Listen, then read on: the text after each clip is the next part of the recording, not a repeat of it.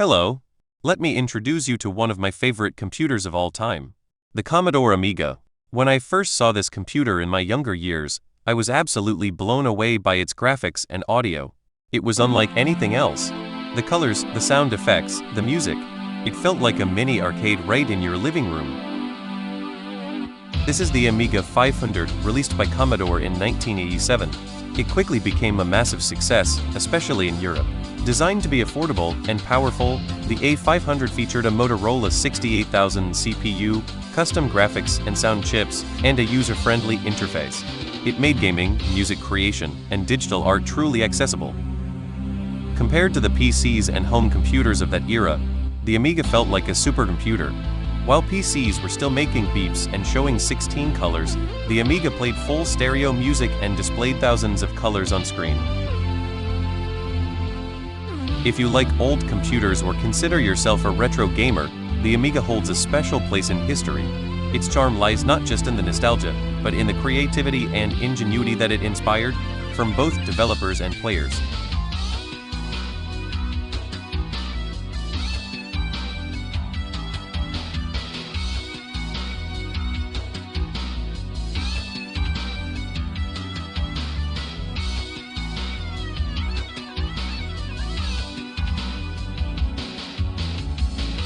In 1992, Commodore released the Amiga 1200, a more advanced, 32-bit system powered by the Motorola 68020. It supported up to 256,000 colors thanks to the new AGA graphics chipset. It was a huge leap in visual quality, but still retained full backward compatibility with most Amiga 500 games. Around the same time, Commodore also launched the Amiga CD32, a console version of the A1200 that played games directly from CDs, ahead of its time, though sadly short-lived. Back in the day, like all computers of that era, the Amiga was connected to a CRT screen. For most users, that meant the Commodore 1080 monitor. CRT stands for cathode ray tube. These screens worked by firing a beam of electrons that scanned from left to right and top to bottom. After reaching the bottom, the beam would snap back to the top to begin again. Early CRTs had a noticeable flicker. To reduce that, the phosphor layer was fine-tuned to hold on to the energy just long enough until the beam returned. This created a soft afterglow that helped stabilize the image. Another visual effect was smearing. A sudden change from a bright pixel to a dark one often left a lingering glow, making edges look half-lit. It wasn't a flaw. Artists actually took advantage of it. Because computers had limited color palettes, artists used tricks to simulate more colors. Smearing helped blend pixels together, and careful placement of colored pixels could create illusions of shading and depth. If you look closely at retro game images, you'll notice pixels placed in odd positions. Now you know why. They were carefully chosen to fool your eyes, and your CRT screen helped sell the illusion. Modern LCD screens are bright, sharp, and stable, but they don't flicker. They don't smear, and that's a problem. When we play our beloved old games on a modern screen, the result often looks harsh and wrong, not at all like the artist intended. The magic gets lost in the clarity. And there's another challenge: resolution. Most Amiga games used 320 by 256 pixels. A modern HD screen uses 1920 by 1080. That's nearly 25 times the pixel count. To fill a modern screen, we have to upscale, but that means inventing the values of all those extra pixels. That's not easy, and if done poorly, it makes things worse, not better. Can't we just use AI to fill in those pixels? Sounds easy, right? Well, not quite. AI upscalers rely on complex, deep neural networks to produce their magic. They're incredibly powerful, but also slow. Too slow to run in real time during gameplay. What we need is a lightweight model that can upscale an image more than 60 times per second, consistently. That's no small feat. And here's the biggest hurdle. There are no high-resolution versions of these old games. None. AI upscalers use something called supervised learning, which means they need both a low-res and a matching high-res image to learn from. Remember those CRT tricks I mentioned? The glow, the smearing, the pixel placement hacks, all done manually by artists, not algorithmically. That makes recreating training data extremely difficult. So what's my solution? I generate datasets using carefully selected modern game footage, but only from scenes that match the visual style of retro games.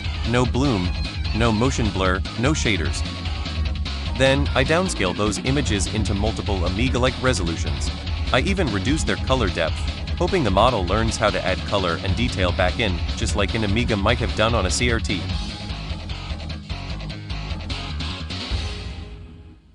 Here's a scene from the very popular game Supercars 2, released in 1991 for the Amiga 500.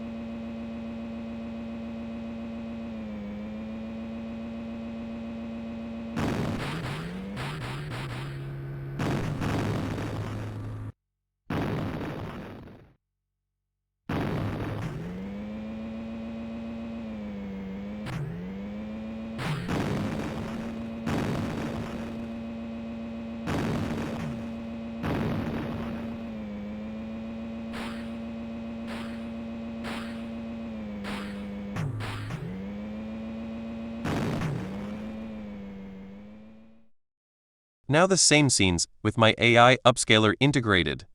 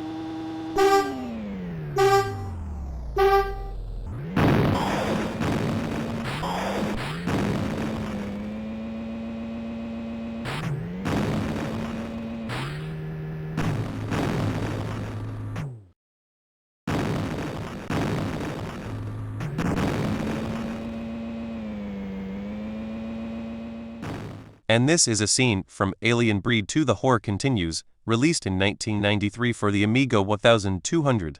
It used more colors.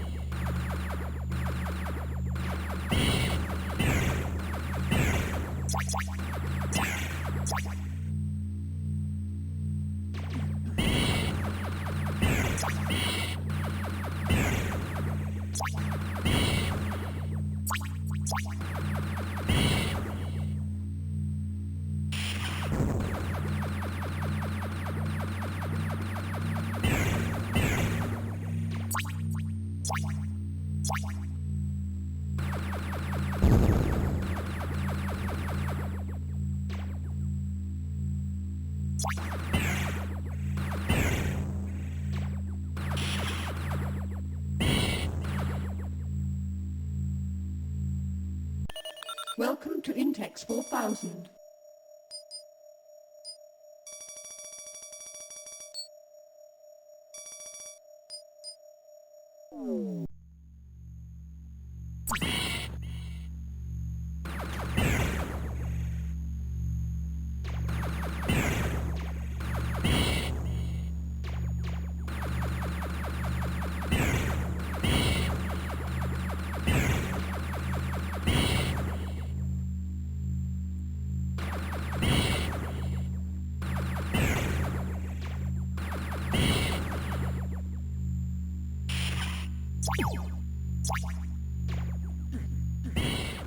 Now the same scenes with my AI upscaler integrated.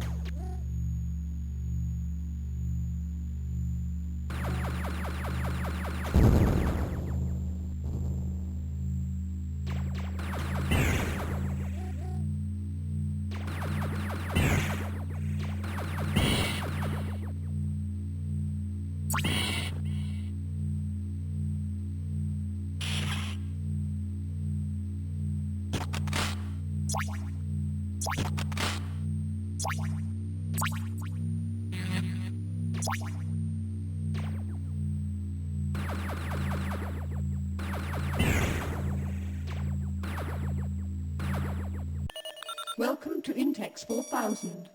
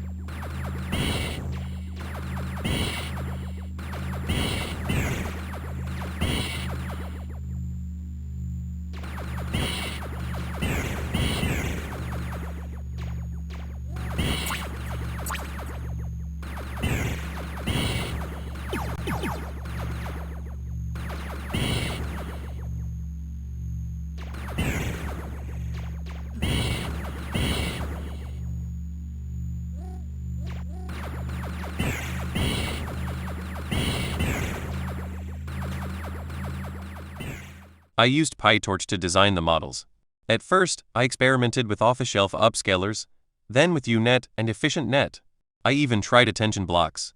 But none of that worked particularly well. Too slow, too large, or producing unwanted artifacts.